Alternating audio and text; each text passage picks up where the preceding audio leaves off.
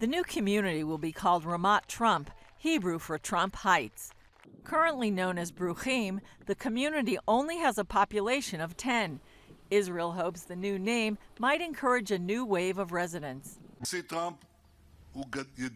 President Trump is a very great friend of our country, a leader who did things that had not been done before and had to be done for justice and truth. Prime Minister Netanyahu held a special cabinet meeting and ceremony on the Golan Heights. Here, there's a realization of the Zionist vision at its best. The building of the land of Israel is the foundation of our national life, and the Golan was and will be an inseparable part of our land and our country. The Golan is Israeli. U.S. Ambassador to Israel David Friedman talked about the importance of President Trump's decision to recognize Israeli sovereignty over this area.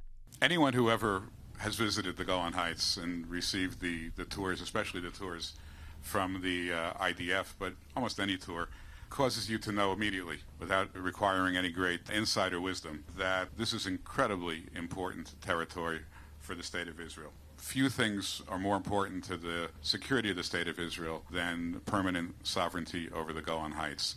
It is simply obvious, it is indisputable, it's beyond any reasonable debate.